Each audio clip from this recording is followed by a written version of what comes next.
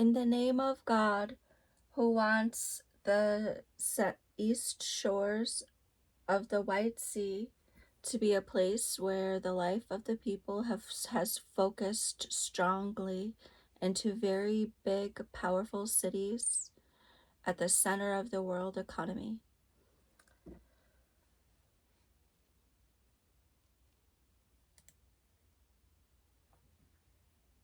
I am describing how the economy for the world is incredibly influenced by the Middle East. So the Middle East has a very strong influence on the world economy. And the reason why is that there is two mighty rivers. The river of Russia is the Danube, and it goes through Ukraine into the Black Sea. And the river of Europe is called the Danube, and it runs from Germany down to Turkey into the Black Sea. And that means that this north, Europe and Russia, use the rivers where all of their life focuses along those rivers, and they go into the Black Sea. And that means that to take water across the world, they must come through Istanbul. So that allows Istanbul to be a doorway for Europe and Russia. The Black Sea allows access to the White Sea. Then you have the east shore of the White Sea here, where there is Syria, Lebanon, Palestine, and the Sinai and Gaza Strip. And then there is this access point here in Egypt, Ishbid, to allow travel from the White Sea into the Red Sea, and therefore to a half of the world population and a huge force of our economic power in the world. So that makes this area here a place where a big volume of world trade is going to pass this way. And that has a profound influence on this area here. As you can see, and we have only had electricity for 100 years, and this is what's become of it. Within 100 years, you cannot move your family very much. So this is where the people had been to start, and then they just turned the lights on. And there you have it. This is the world. This is the structure of the economy as it's been for hundreds and hundreds of years. And you can see that Egypt is like the Harry Potter lightning bolt. This is the focus of economy, and it's incredibly influential due to the size. So I am connecting the history of the revolution in Syria to the roadways and to the geography. And I was working on this project to explain the influence of the cities of Syria. There is a city in the north of Syria named Idlib, and it's a cornerstone for economic crossing. And there is a city at the south, on the other side of Syria, named Dara, that is at a gateway of a very important economic crossing.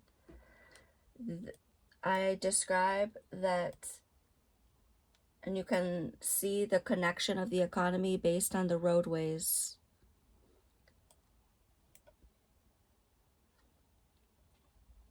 That there is an incredibly intense connection. You can see the number of roadways So there's incredible connection, transportation, the linking of the cities. The cities are connected except in every way except economically. They are blocked with politics.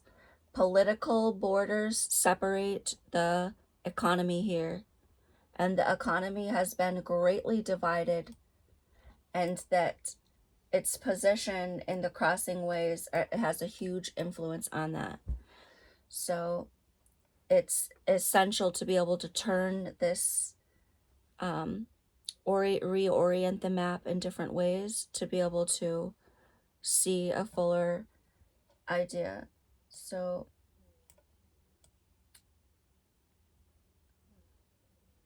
there is a crossing way here from the north to the south that would allow for access from the far west to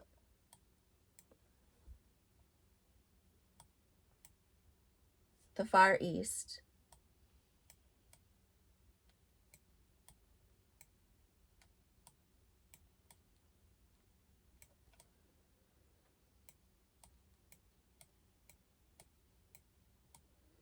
From the far west to the far east, or from the north to the south. And they all cross through here. So the waterways focus and concentrate the life of the people. Can see that they're intensely focused here, that there are a great number of cities along the border of Turkey and Syria. The large cities are all along the Turkish border here, and they chain over this way into Iraq along the Tigris. Then there's a mega focal center here at Baghdad, and the other greatly influential city here in Tehran. And then you can see there's a lot of energy focused along this Caspian Sea, along the shore of the Caspian Sea, and here at the entryway of the Red Sea. And throughout the Arabian Sea, you can see where it's focused, especially here at the north shores of the Arabian Sea, where at the delta of the river Tigris and Euphrates.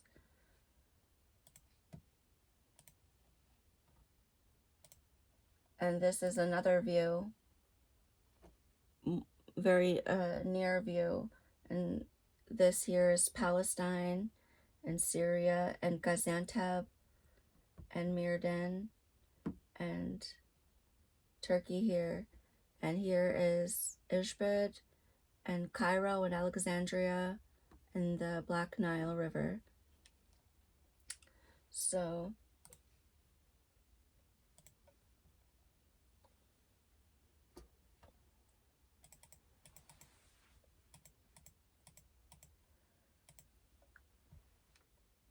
the way to cross for transportation, there is an alternate way from moving from the north to the south or the east to the west. It can be done by water or it can be done by land.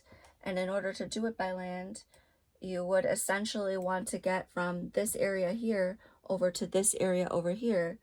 You don't need to go along this way. You can take the land route directly through here, and then you could continue along and around, or you could go this way along and around.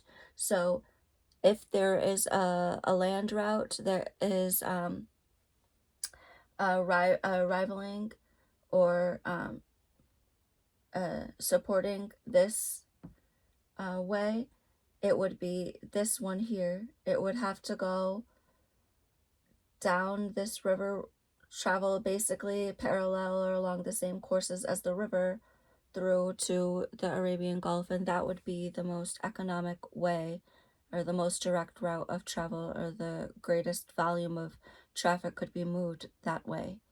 So there is a water route and there is a land route. And the land route can go this way or it could go this way. And the water route, you will find that the number of people who live along the waterways is 2 times more than the number that can live along this landway. We want to add to this information our understanding of the roadways, because the roads and the highways are the connection between the cities. They allow the connection between the cities. And cities are made and cities are connected for the purpose of economic power, of economy. That's the purpose of the people, of the life of the people. So we took this clue. The clue is there's an influence of Iran in this way, in the area of Syria, and there are other influences.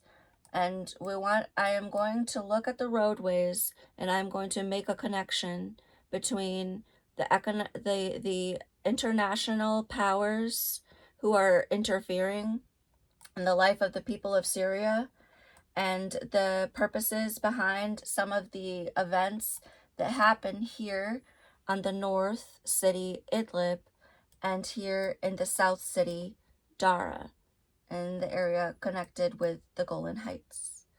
So you can know the story by looking at the roadways.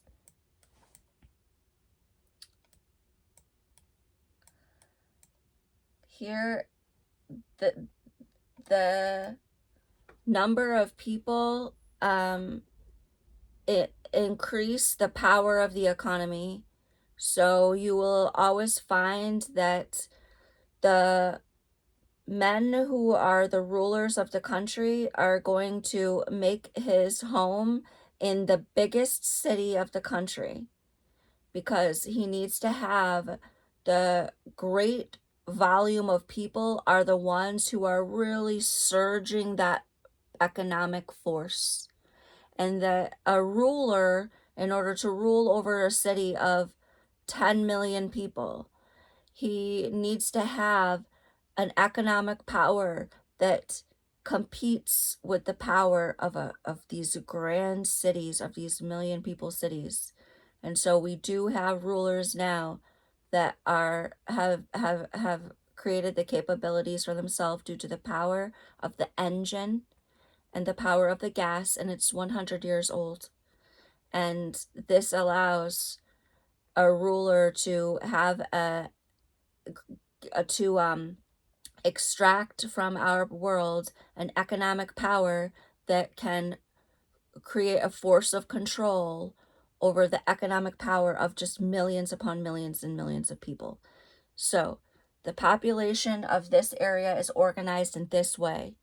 There is 110 million people living here in Egypt. 110 million people living here in Egypt. The only countries that can compete with that are the 90 million and the 80 million in Turkey and in Iraq. Or if I hope I can remember correctly, it was Iran. Then there is the smaller countries are half of this size. The other countries are half of this size. It's Iraq and Saudi Arabia. They're 40 million and 35 million. So these are half the size of Egypt, Turkey, and Iran. There's only a handful of large cities in this area that are making the biggest force of power in the economy in this area, and the greatest influence. And that is here in the Delta with Cairo and Alexandria. There is 25 million people, and there is half this number in Istanbul and Tehran. No other cities in this area have this number of people. Istanbul and Tehran, it's half of the size of Cairo and Alexandria of this area here. So Egypt has 2 times bigger than Istanbul and 2 times bigger than Tehran. And that is 25 million, 14 million, 15 million. These are incredible forces to be reckoned with. Incredible force of economic power, because the only cities near his size are here in Baghdad, 9 million. 9 million in Baghdad. There's no cities in this area as big as Cairo, Istanbul, Tehran, and Baghdad. No cities bigger. There is one city, it's half him. It's Amman. Amman is 4 million people. It's half him. And there's only one more city who is near this big, and that is Beirut. Beirut is 3 million people. So the size of those 4 cities, Cairo, Istanbul, Baghdad, and Tehran, it's 2 times bigger. It's a force of power in the economy. It's a focus of the life and the power of the people are focused there. And that is where any king who is extracting the natural resources and trying to compete with the people, those are the cities of the economic power of the people, which he will have to face. And so there are no cities bigger. That makes those cities very essential to the economic constellation. The other cities are in this area here are 2 million in Irbid, 1 million in Zarqa, 1 million in Haifa, 1 million in Tel Aviv, 1 million in Gaza City, 1 million in Tripoli, 1 million in Homs, and 1 million Iskenderun, 1 million in Mersin, and 1 million in Aleppo, maybe 2 million in Aleppo. And Idlib is the only other one which does not have the economic infrastructure to support the number of people there, but does have the human power there. And that is 3 million now focused into this area, with millions more, maybe a total of 7 million Syrian people just living in tents here with no infrastructure.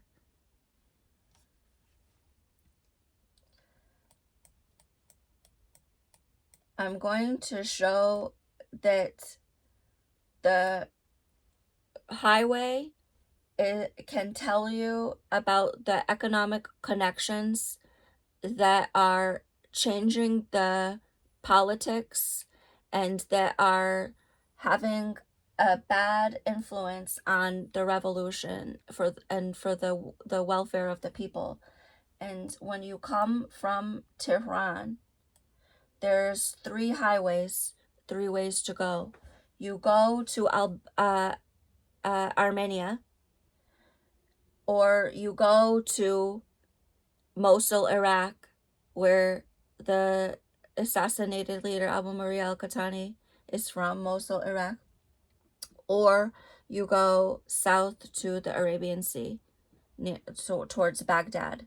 So from Tehran, there's 3 ways of the economy: Armenia, Iraq, and Arabian Sea. Is intensely connected to Iraq because of that. Tehran is connected to Iraq in the north and Iraq in the south. The highways are going that way. And that is, as I've discussed in the past, the only way for Tehran, of the 14 million people, it's 2 times bigger than anything in this area. And only one other city is big like him. That makes him the manager of this area economically. And the only other city that rivals his size, so 14 million here in Tehran, 9 million in Baghdad. And this is why Iraq is independent, because there is 9 million, and they're having a say. That we move from Tehran here westward towards the shores of the White Sea. And if I want to move from Tehran anywhere west anywhere west and north, anywhere towards this way, this way, Tehran must pass through the north of Iraq and the north of Syria in order to access the White Sea here. And there is a roadway there. And what we'll notice about the roadways is that when you take the highways and you move, that there is very big connections of all of the roads.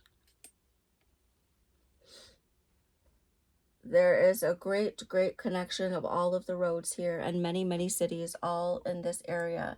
And that the three ways, the routes go, two of them go north here through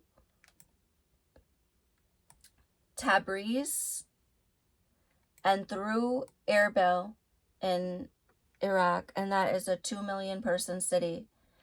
And it goes directly through Mosul, where Khatani is from, and the tribes that he wanted to unite, and continues north. And there's two main highways. One highway is the highway through Turkey, and it runs through Gaziantep into Adana. So it actually goes here through Mardin, Sanlurfia, Gaziantep. And the second highway runs through the Syrian side of the border. It goes through Mosul and Tel Afar and Sinjar here in Iraq. And it goes through Hazaka across the north. It splits into two highways, and it's along the northern borders. These highways run across the northern borders, and there's three parallel. The one in Turkey that runs through Gaziantep, and it runs through million-person cities. These are powerful economies. That's the connection. That's the Tehran connection, and Tehran rules the Iranian economy. It is the power of the Iranian economy. This other road runs up through Kobani, Jaralabus, and continues to Azaz, towards Azaz, to Tel Rifat, around Aleppo.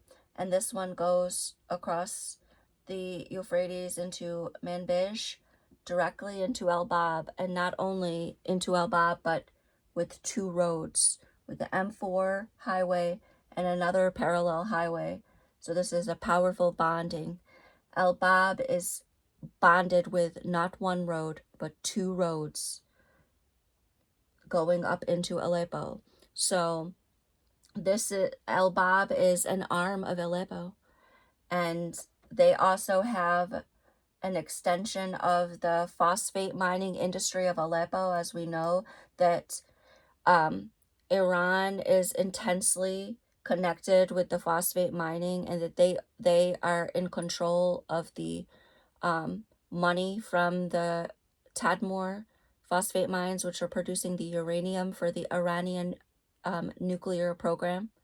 They expect to supply all of the material for the nuclear weapons through the Syrian phosphate mines in Tadmor, so that they have the processing facilities, because it's very difficult to move the phosphate before refining it for the uranium. They just keep the processing facilities local, so that they don't have to move it. Then they have a smaller material, which is the uranium. And so they have this forward base in Aleppo, and they have these mines, phosphate mines, around the city. And they're very big. This is a very big operation. I mean, these are making you hundreds of millions of dollars. You could make 5 billion in 1 year. A country can, if the country is working together to make a phosphate industry. And then you have the city of El Bab with two roads connecting it, and around him is the phosphate mines. So this is an arm of Aleppo, and that the way for Tehran to connect with the White Sea and two big arms of Tehran are going to the cities of Iraq, Erbil and Mosul, because it must be near. And that it is a very significant that if you move southward from these roadways here and go south, that the ability to travel and to connect the economy becomes very difficult. You will find that there's no roads, and there's no cities, and there's no water. There's deserts, and the deserts are barriers to the ability to make economic infrastructure. And you'll find that if you want to move, if life wants to move from Iran and Iraq, that it's not going to go into the long empty desert areas. It's going to push along the north in the green, and that that the cities need each other to have economic power. The life, it thrives when there is the connection, and this life connection, it's here at the north, and all of the roads and the highways are here along the north corridor, and it's very concerning that this is the interest of Turkey, that Istanbul's leader is creating this safe corridor. The Syrian people have been pushed this way, and he is making this, trying to extend his the influence of his security forces here along the north corridor. And that is exactly where life, and there's no other way for the Syrian people than to be connected with these cities here. There's the life, it's not down there in the south in the deserts. There's no life in the deserts. The life is here. To separate with the borders, the political borders from the Turkey, it's holding back the life of Syria to stop him from connecting with these million people cities. There's a million people here in Meriden, in Sernlurfia. There's many different cities here in Aidaman, in Gaziantep, and in Batman, and Diyarbakir. There's millions of people there, and the economies are cut off from the people of Syria by politics. And in addition to showing that the Syrian revolution and all of the changes that happened is very connected to the economic infrastructure and where you live, the city where you live. Like if you are the man from Mosul, or you are the man from Aleppo area, or you are the man from Araka, you're the man from Baghdad, or these the history of the Syrian revolution and your place in it, it's the same as these roads. It's these highways are telling you a lot about what has happened. And there is another, a very influential place for Syria. That is, and as I described, this corridor here is the landway, the land route from north to south and east to west. It comes this way into the Arabian Sea. So the land route here to Tehran, and the land route here across Baghdad into the Arabian Sea is the land route, and it has half of the number of people that the waterway is holding.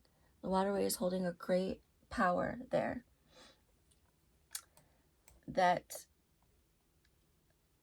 there is another place here on the south of Syria, and you'll see of Syria that the country of Syria is his shape is very much the same as the shape of the travel.